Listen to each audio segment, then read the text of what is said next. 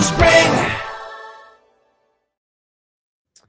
Oh, hello. Welcome. It's Monday night. Monday night means Inspired Ink. And this is a great episode. I'm so hyped for just every single week at Inspired Ink. We've been having fantastic guests on. And this guest is a little bit different, a little bit of a twist on our typical comic book talkage of what we do in the evenings. And instead, this creator did indeed create a wonderful, magnificent book with some beautiful foil, as we will talk about too. But it's actually just in a different way to approach book creation and what you can use CWS's services for, what you could do as a creator to also make art and help others make art and kind of help that grow out of that as well. And as like a leadership coach as well, I think there's a lot we could talk about in terms of how it could benefit comic book creators, how just taking a different mindset might even alter your entire direction with what you do with your business. But we have Kelly. I'm so excited. I'm so happy that you're here. How are you this evening?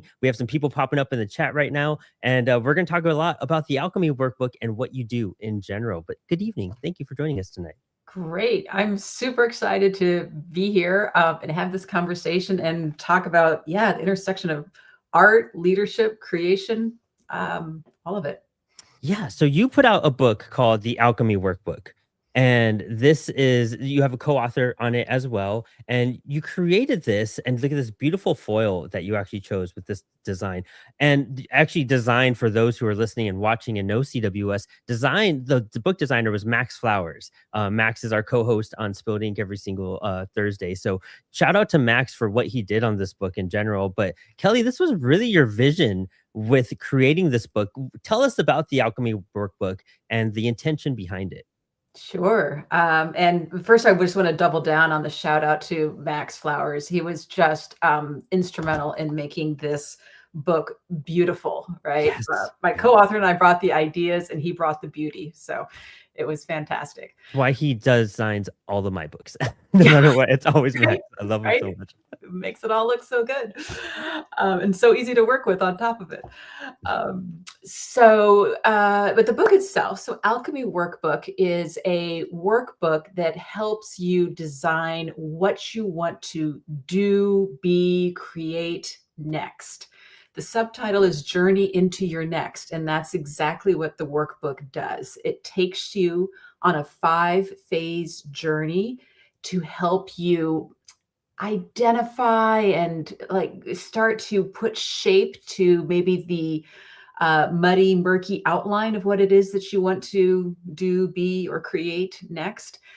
And it does it through an alchemy process. And by that, I mean, referring to the alchemists back in the 15th and 16th century, who were the chemists who had such an optimism that they believed they could take base metals and combine them in a particular way to create gold. And so they sought out what were all those different combinations that they could imagine so as to create this wonderful gold outcome. They didn't achieve it yet. Who knows, right?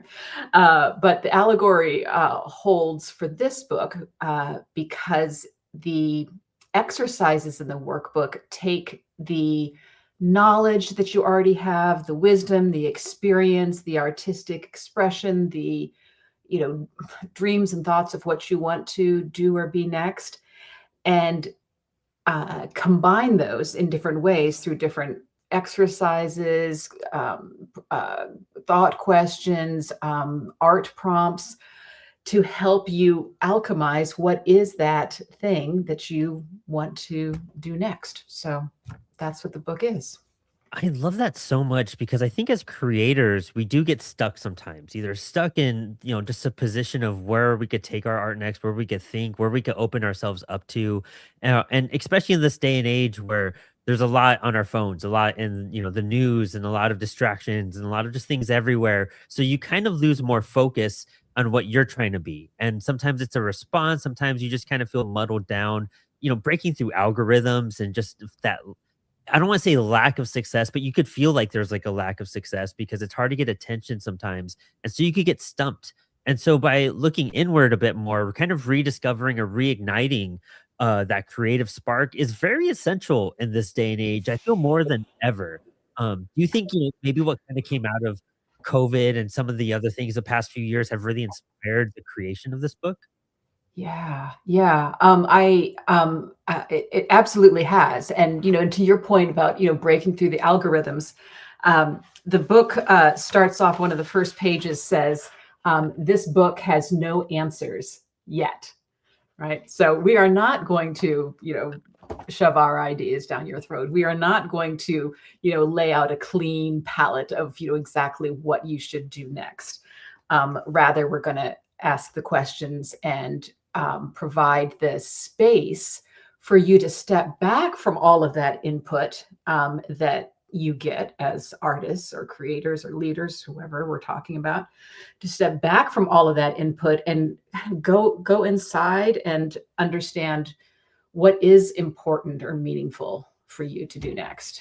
And that's, I mean, that's the excitement of art, right? Is that something completely original and new comes out.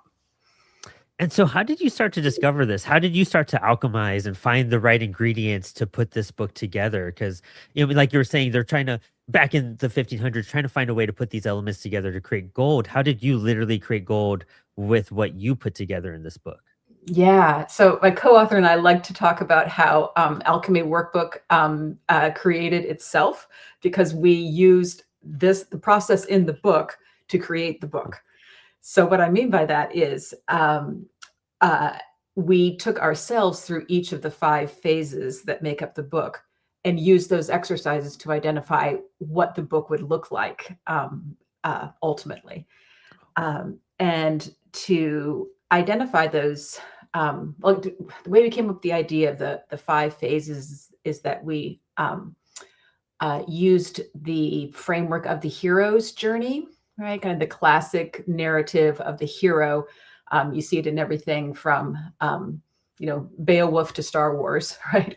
Where, you have your hero who faces a challenge, and they uh, go through some self-questioning and then discover their strengths and ultimately emerge victorious. So that's generally the flow of the book across those 5 phases. So that's that's where we got our inspiration for the structure of it, and how we kind of put the book through its own paces to make Oh, itself. that's amazing. Did you also, so what was the writing process combined with the designing process? I know Max influenced a lot of aspects. How much of this was complete before you went into the design phase of some of the book? Yeah, that's a good question. We did almost all of the writing before giving it to Max. Okay, cool. We had general ideas. We certainly had the alchemy. We knew we'd have the alchemy symbol in there, and we had general ideas pop up as we went along. Certainly, when we were thinking about the 5 phases, we had a general idea of what those phases would be. And I remember first explaining it to Max that it's going to be a hero's journey, right? It's going to be a journey, so we'll need a map. Can you make a map? And he's like, "Oh, sure, I can make a map." And so he makes a map, right, of these 5 different areas that you travel through, um, and that uh, and that that serves as the basis for the book. But then after that, we showed him the exercises, and he started to play around with the general format of it. And then my co-author and I went to find art, and most of the art that's in the book is archival art. It's over 100 years old, so we didn't have to do any copyright permissions for it. With a few notable exceptions where Max freehand drew a few items himself. Yeah, the telescope at the end, spoiler alert, is Max's, Oh. and a few other places in there. The backpack is his.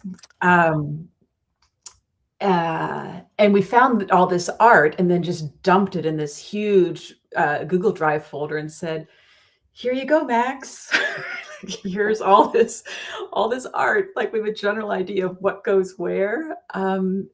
and then just from that, he put together the color scheme and the layouts and the font and just the way the whole book flows from page to page. He did with very, very little input from us after that point. Oh, it's amazing. I mean, it's so similar to just comic book creation in general. You had your full script ready. You handed it off to essentially the artist who kind of put the book together, designed it, put some small inputs, helped change direction, and kind of edit some things for flow and whatnot.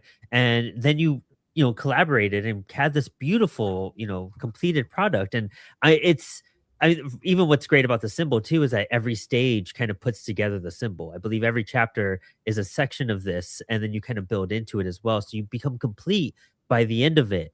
And when you're looking at the design and taking input and kind of going back and forth, I remember seeing certain areas where, it's essentially a journal book as well. You're supposed to write it, you're supposed to take notes. And actually I got some nice, like, just ballpoint pens because they work great.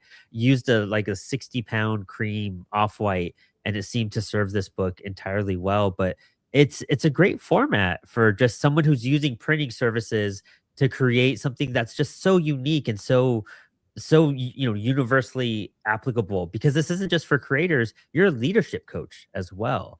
And that in general is very fascinating. Where did that begin? How did you discover that you wanted to be a leadership coach, and that journey kind of start for you that led into this? Yeah. So that journey started a while back. I'd always been in the field of professional development in my career, like helping, working internally in companies to help, people learn how to work well on a team or find motivation. And then I got introduced to someone who led the leadership coaching certification program at Georgetown University. And I only talked to her for like 20 minutes, but at the end, she had somehow, I know now how she did it, but at the time it was a mystery to me. She had somehow, like, very quickly understood what my challenge was, because I was trying to figure out what I was going to do next in my career, Mm. um, and had asked me a few key questions that prompted me to understand the nature of what I wanted to do next. Um, and and then the conversation was over. And again, it was like 20 minutes, but she was such an incredible coach.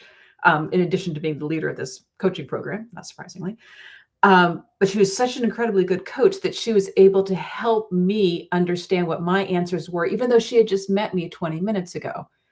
So not only did I come out of the conversation with a better understanding of what I wanted to do with my career, I was also like, who is she and how did she learn how to do that? Right? Like, Yeah. it was uh Magical. whatever that is, I want to learn how to do it too. Yeah, no, that's magical. I mean, to have someone that helps you get introspective on your life and help you think and ponder and kind of reflect on, like, especially when it comes to your next moves. That's a huge thing, and that's a huge impact as well. Where were you at your career at that point that made you kind of feel like you had to question your next step or feel like you needed Mm. an area of growth at that point?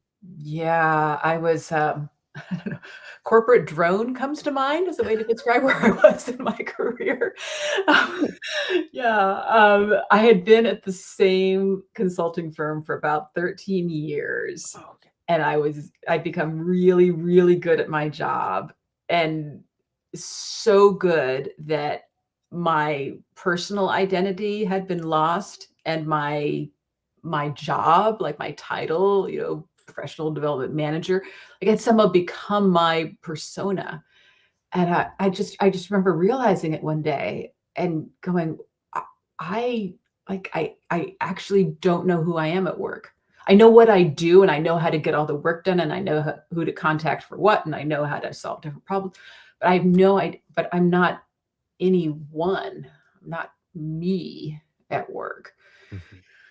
So I didn't really know what to do with that problem or question immediately, except sit on it for a few months. And then I had this conversation with this woman, Chris Wall, and it just became clear that there was like a whole other sphere, a whole other field that I could go into. Um, and so I made a plan to leave my corporate job, enroll in this program. I went all in on it. And then 9 months after the program was 9 months. And then after that, I opened up my business and started to learn the 502 lessons that are involved in running your own company. So, Yeah, that's a handful in itself. I'm discovering as well. I feel that that's a third job on top of everything else. Of even aside from being part of the business, just knowing how to run it and figure it out, and all the paperwork involved, which is insane. But so going from that stage into finding other people find light into what they want to do with their career, help that leadership aspect. What did you learn from that course that really registered with you, that like, oh, this is what I can do and I could stick with this to help others? yeah. Because of I learned how critically important it is, what mindset the leader has of a team, and profound and the profound ripple effect that that has on not just the rest of the immediate team, but the rest of the organization, the clients that they serve, the sector that they're in. Right? It just has these reverberations that are huge, and we see that in um, examples of great leadership, and we see it in examples of terrible leadership. And so I thought, well, if I can, play a part in helping people understand what kind of leader they want to be so as to achieve the results that they want, um, that would be extremely meaningful for me, and it would be a way for me to contribute to, the immediate culture of the organization, and even more broadly. Um, and uh, and I learned that obviously each leadership style is unique and individual to the person. So that means my job is different every single day, which I love, right? Like I love that every leader is a little bit different, and every day they have to be like a little bit different, right? Because they're not facing the exact same problems with the exact same people who are feeling the exact same way that they did yesterday, right? Yeah. So I found that fascinating. And so, understanding that part, the emotional spectrum of it all, and the day-to-day ongoing personality changes or mindsets that's happening, because you could be super positive and be 100% one day, and the next day you could be at running on 10%. And that could be anything from just like a small life thing that bothers you to like things, just you wake up annoyed on the wrong side of bed type of aspect. So how have you navigated some of those emotional changes that go along with the mindset of a client? Yeah. Um, Couple different ways. So, one thing that I really stress to leaders that I work with is that you, the leader, um, have a lot of responsibilities on your shoulders. Um, those responsibilities do not include the emotions of your team. You are not responsible for how your team feels.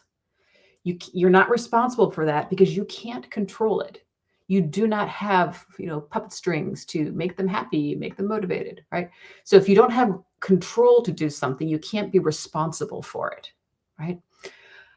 That said, you as a leader are responsible for creating the environment in which your team can choose to flourish, right? You're responsible for creating the environment that's safe, that's positive, that is helpful, that is, operationally smooth. Those are your responsibilities, because those are the things you actually do have control over. You can influence how processes run, how um, positive your words are, how safe your, team norms are, etc. So when I talk to them about kind of easing back on taking responsibility for how their team feels, that lifts some of the weight from their shoulders and helps them feel a little better, right? Like, because I mean, who wants to be responsible for the emotions of 6 to 8 people every day. Yeah, that's just burnout around the corner waiting to happen at that point. And I think that's a good reminder for anybody in life. I think even when you're dealing with friends and family, like everyone's in their own little bubble in their own little head. And I think we take on so much through, messaging systems instead of direct communication sometimes too, that sometimes we could feel that do I need to help this person right away? Especially if you're one of those people who just feels like, oh, I should cheer this person up. Something feels off. What can I do? And then you're bugging them intentionally for like helpful aspects, but that could also go in a negative way too. So like knowing how to just support and provide when needed instead of always trying to take that action on stuff. And I see that a lot with some leadership or just interactions in general. You're caught up with the emotions instead of the tasks that are at hand, that where it's like you probably need that task to distract you from that emotional state that you're probably in at that point too. Yeah, yeah. Sometimes I talk about the yin and the yang of brain and heart. Yeah. So, as a leader, you're or any member on the team, if you find that you are like working on a project or facing some big problem that you're trying to untangle, um, if you notice that you're giving too much brain energy to it, like being too analytical and too fact based, it might be helpful to bring in a little heart, right? A little bit of emotion of like, well, how do I, what do I actually feel? What do others feel? Let's dial back to what our initial, mission was here.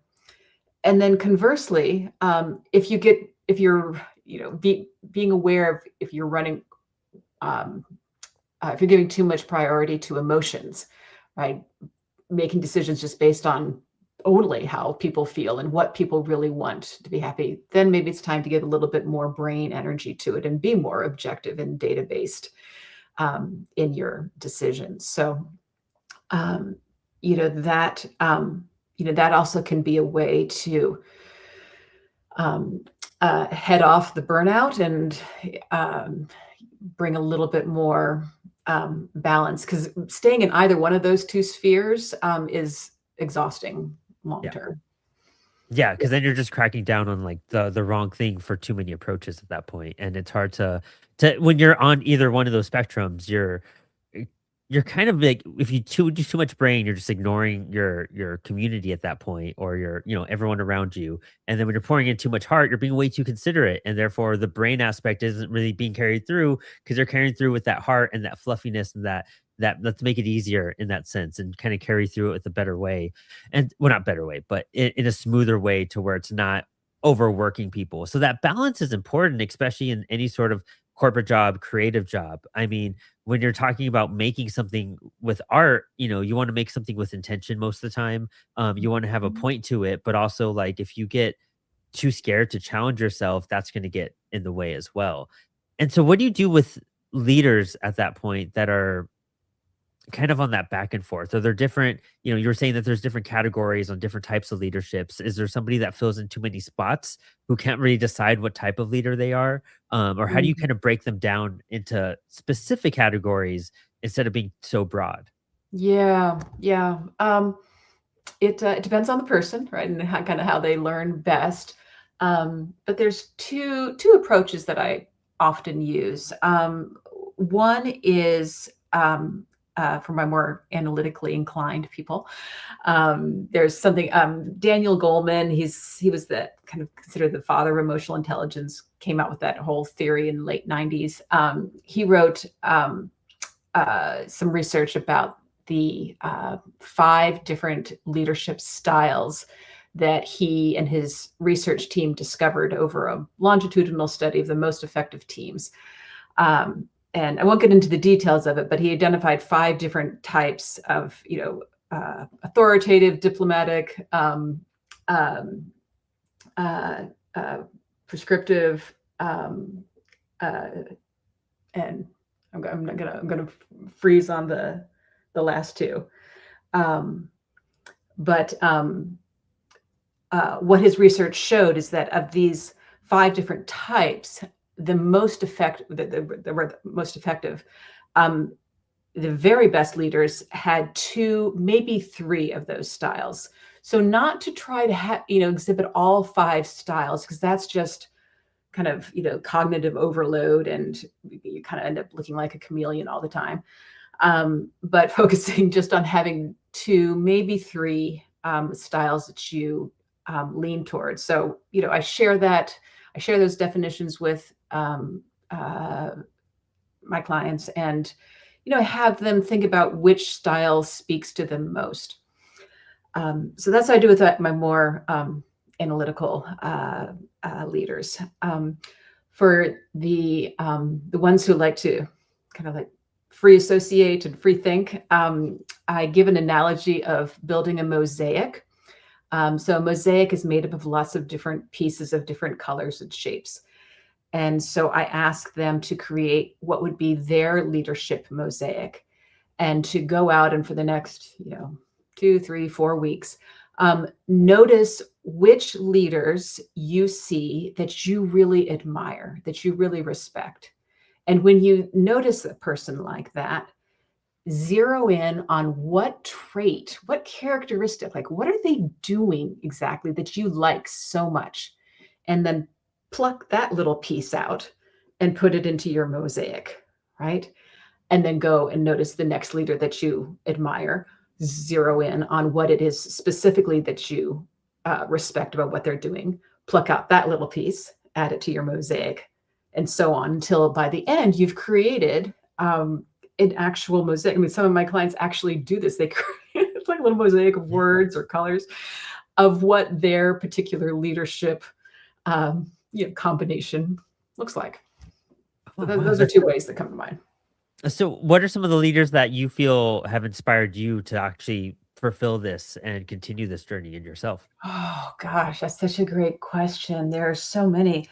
Um, I go back to like my own bosses, like, particular things that they had. Like I had one former boss, his name is Ralph. His name is still Ralph.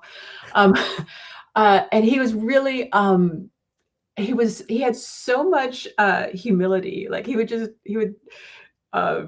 sometimes tell me, like if I would go to him and like explain some sort of problem that we were having, he would just stop me sometimes and go, Kelly, um, subtlety is lost on me. Just tell me what it is. Tell me what's the problem I need to do. And so just that kind of humility of like, don't make it complex, right? Um, so I like to have simplicity as one of the mosaic pieces in my picture. Um, Certainly coaches that I worked with, or that uh, I really that I really appreciated their curiosity, right? So there's one coach I know, Marianne, who she's so good at asking questions in like a truly curious way. Because I don't know about you, Brandon, but I can ask leading questions sometimes when I want people to like say a certain thing, like, you know, you do want to go out for dinner tonight, right? Like that kind of leading question. Um, but she asks it with such a true curiosity that it's beautiful. And I guess another leader that's inspired me, I uh, so I loved Michelle Obama version 1, but Michelle Obama version 2, like post White House. Yeah. Oh wow. Very true, honestly. Yeah, that's a different, honestly being at that point, way to present yourself and to just be take charge of Yeah, everyone and everything. like this is me, this is what I think, take it, leave it, I don't care, right? Like I love that. So I adore that so much. It's also, leadership is something I've chased, I guess, like since I started the workforce and really started getting involved with things. And it's something that's transformed over time from, from working retail jobs to, going to the marketing field and then, starting a company and leading a publishing house and to kind of doing what I do here with CWS is lead the community and try to like be someone that's charging and kind of for the team at that point. And even with CW, every single person that I do this with, it's a little bit different. Like every entity of Brandon has a different leadership aspect, from being, Mhm. business professional where I have to like kind of make deals and barter and whatnot to finding a way to be vulnerable, especially in states like these with interviews and with our live drawing show. That's really just to show people like, oh, I'm going to do this live with you guys and figure out how we talk to creators, how to get information, but also how to learn how to draw. Like I never knew how to draw when we started Spilled Ink. So I figured that if I just show you guys I don't know what I'm doing and we do it live and together, we'll lead and we'll all finish projects. We'll complete tasks together. And so I've always taken leadership on like how do we start a project and we see the end output of it. And it's always fun because if I show like a little like humility and just vulnerability with this type of things, people seem to trust me a lot more. I think that's why people tune into the shows each week too, for at least for some reason, is just showing that like I will come up here and talk to you like a creator like you, as someone who's a business owner, who's someone who's taking charge, but also I'll ask questions that make it sound like I don't know what I'm talking about, so the audience is informed, and that's something I learned early on with interviewing was just like, what do they want to know, with a tad bit of what I want to know on top of it in that sense, if that Yeah. makes sense in that sense. Yeah, yeah. I love the point about humility and live drawing sounds like crazy high stakes to me. I'm trying It, to imagine the scenario in which I would agree to do that. Um, so kudos to you for doing that. And you're right, it does build trust, right? Because if you can get, if you can go online live, and draw, whatever you're drawing that you yeah. feel is not up to par, right? Um, then that shows people that you trust them enough to not, heckle you and run you out of town for being such a bad drawer, right? Yes, yeah. And when people see that you are trusting them, then that automatically makes them trust you more.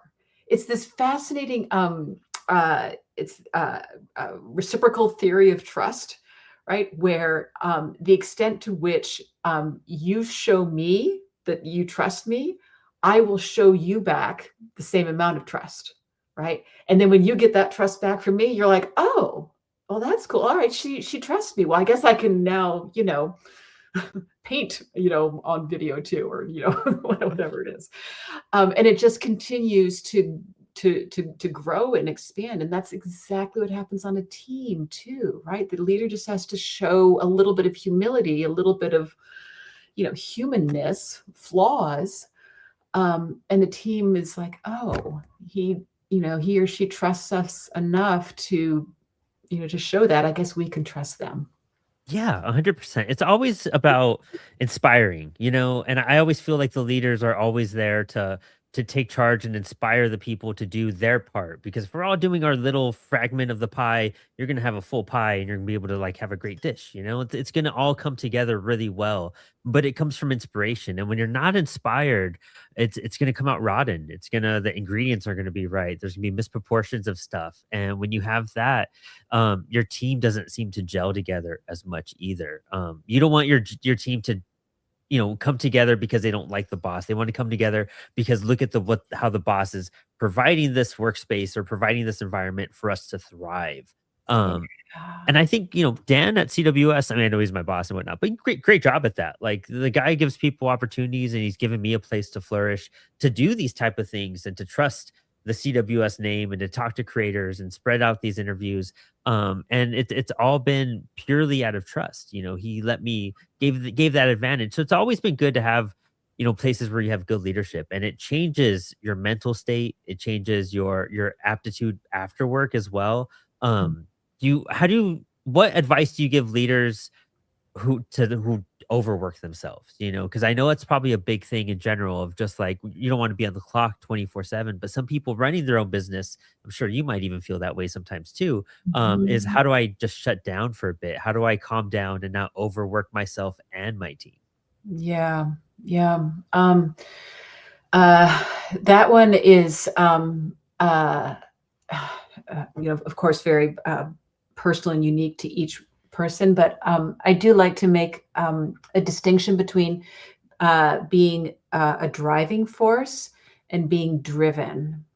So being a driving force is where, you're in charge and you're like, yes, like this is how I want to spend my day. This is the speed at which I want to go because I believe in this work that I'm doing and I have the energy for it.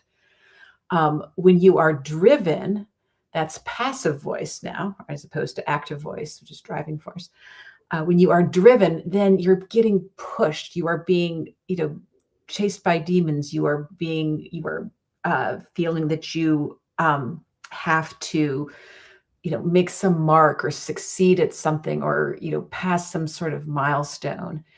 And that's what leads to just the extreme burnout and frankly, getting to a place where I was, at the end of my corporate career of like, no, I'm just driven. I'm not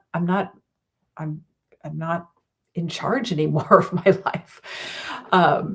And, and so how to disengage at the end of the day is, if you notice that you are exhausted at the end of the day, what type of exhaustion is that? Is that the exhaustion of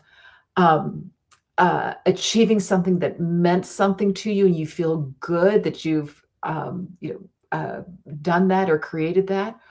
Or is it an exhaustion of I've escaped, right? Like I'm free from that drag, that push that was holding on to me. And when if it's the second answer, then kind of really examining what's behind that, that feeling of being driven. What is it that you are trying to achieve? So, the short answer is that, to unplug after work, yeah, there are, different habits we can do, like, no screens for 60 minutes or take a walk around the block or, listen to music, dissolve into art somewhere. And those are all good things to do. And I do recommend doing those behaviors as well as examining the mindset that you have, right? What is your mental state arriving there? Because it's only when we shift the way we think about our work that we actually make a change in our behaviors at work. So it's a two-part process, the mindset examination and the behavior change. And it's kind of crazy. We're part of a generation where that, to now a lot of people when you hear, no screen time for 60 minutes or don't do, stop after certain times, they're like, that's crazy. How do you escape your phone or your iPad or your computer and the TV? But like growing up, like to us, like it's like, okay, that's great. Like I would love to not be in front of a screen for 60 minutes and that's relieving. But it baffles me when I've told people that like, hey, just get away, just turn it off and just put on an album and lay down. And they're like, "What? How do you just like not scroll or doom?" I'm like, "No, just put away your phone, just enjoy it." And a lot, especially it's the younger generation, really, who just don't know how to process stuff without screens. And I'm like, that is wild. And it's crazy with the impact that it has on you on a long term. If you're hooked up on your stuff, the moment you wake up and start scrolling and looking at news and updates and social media, you're kind of already frying through your bandwidth faster than you realize, which has a long term effect on your entire day or your team and yourself and how you view things. And it just baffles me on how putting away your phone actually one of the best things you could do, just for yourself in Yeah. general. Yeah. To make sure that you're not being driven by your phone, right? Because I don't know, I don't want to be driven by a little piece of metal and silicone. That sounds terrible. Quick hack. I don't know if you know this, but a friend of mine just introduced me to the feature of putting your phone on grayscale. Have you heard of Oh, that?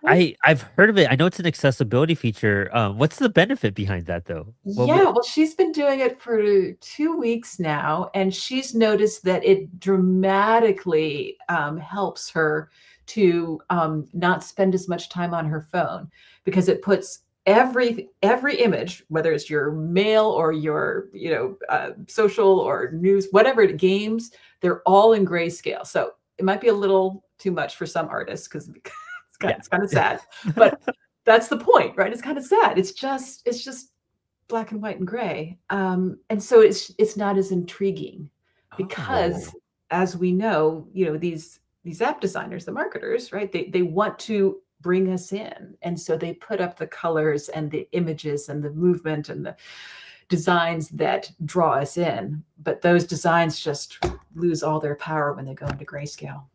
That is crazy. That's another magical trick. Talk about alchemy in that sense, you know what I mean? Like, that's I might try that during my working day and see if Yeah. that helps me out, to be honest, or after hours, so I'm not on my phone after hours for my work day. That's pretty brilliant. Um, wow, interesting. Mhm. So, at what point do you then recommend to, those you work with to try using the alchemy workbook? Where in Mm. their journey or what kind of arises that makes you be like, "You know what? This is the next step for you to help you get through this." When they have reached the point where they do not want to be where they are anymore. And that can be their literal jobs, or it can be something as small as a decision that's been nagging at them. Because this workbook can be used to help you move into your next big thing or relatively small thing. I'll give a couple examples. So we had testers who did all of these experiences and gave us feedback on them, and they of course all had different. We call it finding your X, right? Your X Yeah. is the whatever that next is. They all had different nexts or X's, um, and they ranged from I want to have a whole new mindset on how I view my work, right? How I show up at work. They range from that all the way down to I want to figure out how to arrange the furniture in my office and what color to paint the walls, right? Um, and both are important decisions for whatever point in life you're at. But in both cases, and in all the cases of our testers, they were at some sort of crossroads where they knew they wanted to make a change, but they weren't sure what it would be. And they wanted it to be meaningful and they wanted it to come from them. They didn't want to read the answer in a book. They wanted to generate the answer themselves. And that's when you can use Alchemy Workbook. That's amazing, and I love how flexible it even says in the book that the X's are flexible, like, they kind of adapt how you need them to adapt. They go in the direction that you need them to, because you kinda have discovery upon discovery when you're working through this, and just because you have a mindset when you start off, doesn't mean it's not gonna shift somewhere throughout some of the chapters. Yeah, yeah. In fact, it probably will, right? Because that means that you're delving into maybe you're going down another layer deeper, or maybe you're, following another avenue that you hadn't seen before. And that's all part of the journey. Um, it's not a, journey from A to B. It's kind of A, X, L, F, D, R, right? Mhm. And I think that's something to know. I especially because all of this translate to creation for comic book creators or any sort of craft and in general, just literally any sort of craft. But knowing that like not every journey is the same, and sometimes you do need to pivot and restructure. And where someone found, great strides and ease doesn't mean you'll have that same great stride and ease. So to kind of be flexible with yourself and accept what works for you and what doesn't.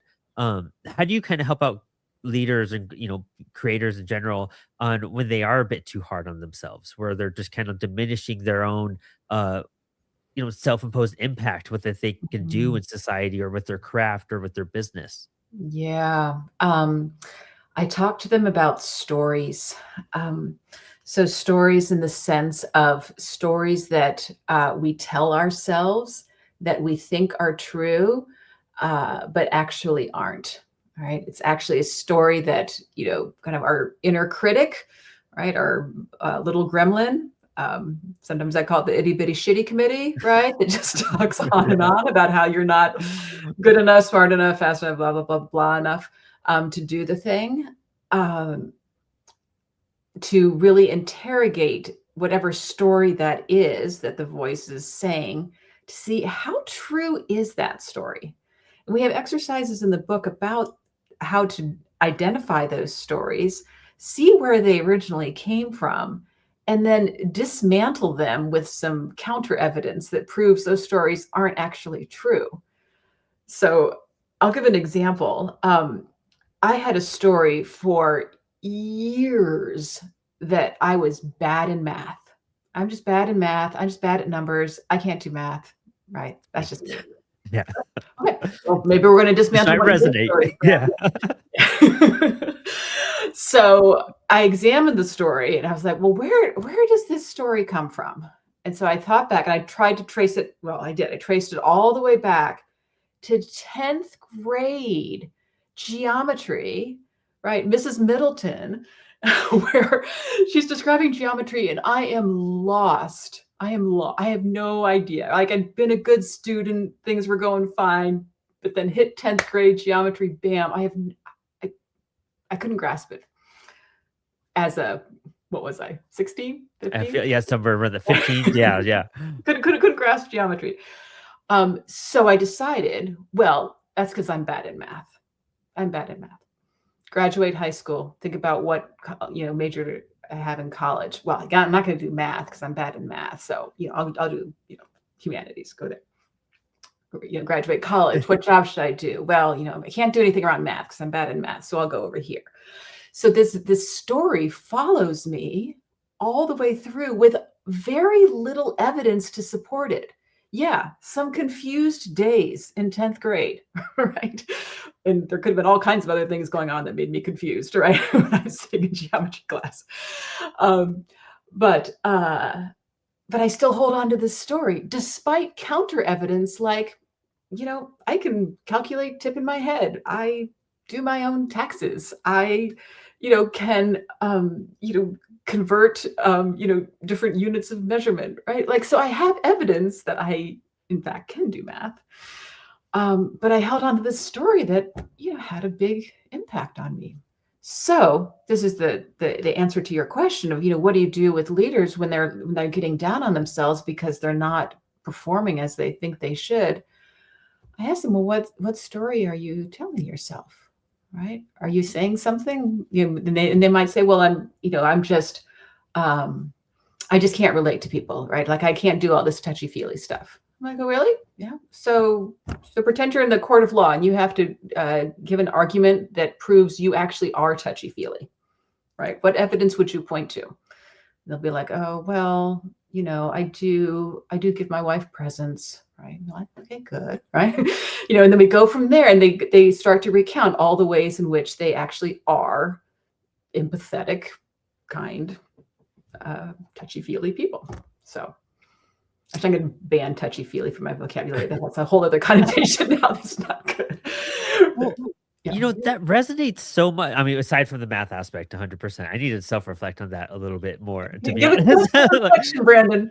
But See how far back your story goes. it goes to the whole spilled ink live drawing thing, though, because I stopped drawing when I was a kid because I think my brother or somebody, I'm pretty sure, I blame everything on my brother. But I'm pretty sure he told me I couldn't trace or something when I was trying to figure out how to draw something, and I was just trying to understand it so I could do a version. And I think he told me I couldn't do that, so I figured out that somewhere along the line I can't draw. And so then I told myself that for years and years is that I can't draw. I don't know how to draw. There's no use in trying because I already know I can't. Because I had what my older brother when we were what 6, 7 told me I don't know. You know what I mean? And you're right. It starts off with just like the smallest thing, but it can just grow and grow and grow and infect you.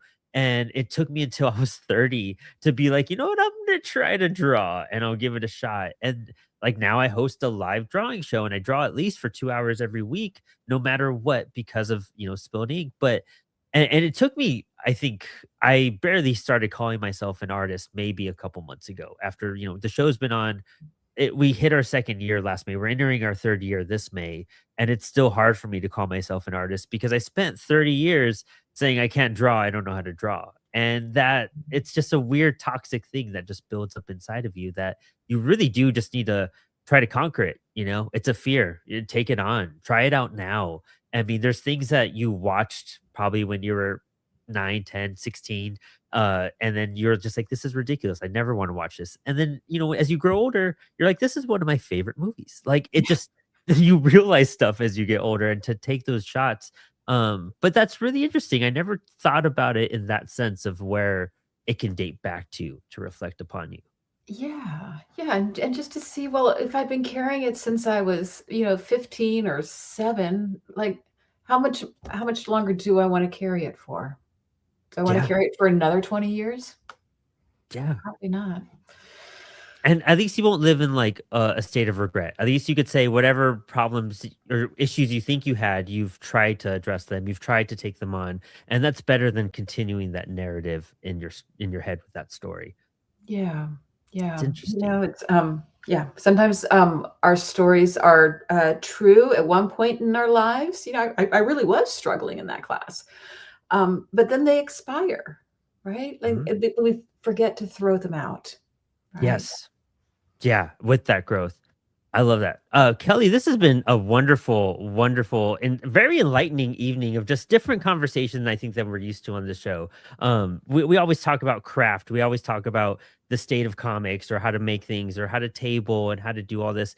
But it takes, you know, this talking about leadership and self-reflection. I think that's such a greater cause, especially for the show. It's meant to inspire people. It's meant to have you kind of look at yourself, kind of like what we talked about with the drawing thing, to kind of overcome little pitfalls and when you stumble, how to get back up, and when you run into a wall, how to climb over it and whatnot. And leadership is something I think more creators should look at, and self-reflection. So the Alchemy Workbook is just one of those beautiful things you've created that I think it doesn't matter what field you're in, you can use it to help you at least just pursue a spot in your life. And it's meant to be reused over and over and over again as well. Yeah, yeah, because really all we've been talking about tonight is also self-leadership, right? Like, Right. how you show up for your work, right? Yeah. For your craft. And, I think artists and creators are so incredibly unique because they can take, see, I use the third person too, they, not me, right? They can take ideas, and thoughts in their head or in their soul and put it out into the world as like a tactile thing. I think that kind of transformation, like that they can make that evolution is incredible. So the book is to help them, do that in a way that feels, yeah, just good for their soul and like truly, truly them. And we need that now. Like we said at the beginning of the show, there's a lot happening whenever you open your phone. And now we know a way to kind of avoid that. Thank you for that tip. But with everything happening in the world in general, it's good to kind of self-reflect. Stop worrying about we're so concerned with every single thing happening outside of us that we can't really control. It is time to kind of circle back and realize like how to calm ourselves down and be in control of what's in front of us and enjoy the things we want to enjoy so that we can create, so we can lead and help those others too. Um, well, where can people find the book? Where can people find your services if they want to talk to you about leadership? Sure. So the book is on the Apollo City Comics website, right? And also on my website, where you can find the book, a little bit about me and my services. And my website is opencirclecoaching.com. That's opencirclecoaching.com. So yeah, always excited to talk to artists. I love that. And yes, the book was published by Apollo City Comics. We're super happy to work with Kelly on this. I try not to toot that horn too much on my own side. I need to do it more. I promote Apollo so much, but just so everyone knows, this was an Apollo book and we brought it on because it was so wonderful. And because the impact and, Apollo's always been about passion and creators and finding a way to, when I started this company, I really had to look inside and figure out what I wanted with like life and opportunities, and this book really resonated and I knew I'd be using it a lot, so I was kind of selfish about it too. I was just like, I want to use this book for my own reasons. But so thank you for creating this. I think creators should definitely, I mean, it's you have it up on a physically and for digital and physical on your website as well as the Apollo site. But no matter what format you take it in, like, take a pen and pencil out, like write in it, scribble in it. It's meant to be there for you to utilize and highlight. And I just think that's such a good component of it in general is the getting your hands dirty, get ink on it and fill it in like crazy. Yeah. Um, Yeah, no, we kept it, small and compact, to be, backpack friendly. So yeah, yes. slip it in your take it out into the world. Uh, And that gold foil on it, I just think is just you were so great at helping with Max on the design and feedback on that. It was just it's beautiful. It's yeah, so much goes to Max for that, but yeah, we wanted the book to, we spoiled the book. We wanted the book to have all the things. Yes, yes, exactly. Yeah, and it's a prized thing in our catalog. So thank you so much for tonight. Thank you for this conversation. It was very insightful for myself as well. So I think that's always a win on my end. So and creators, I love seeing the chat as well here. So thank you, Kelly. We'll talk soon. And for everyone watching, thanks for checking out another episode of Inspired Inc. We have a stacked month. We don't have Inspired Inc. next week. I'll be on the road, but Spilled Ink every Thursday. And then we have creators like Jesse Lonergan coming on Spilled Ink. I'm spacing out everyone I just booked. Brian McDonald, fantastic storyteller, another one of my heroes. And Adam Lema with Manny Gomez and Devin. I forget Devin's last name. I'm so sorry, Devin. It starts with a W. I don't want to mispronounce it. But that's it. Thanks for hanging out for this week. Print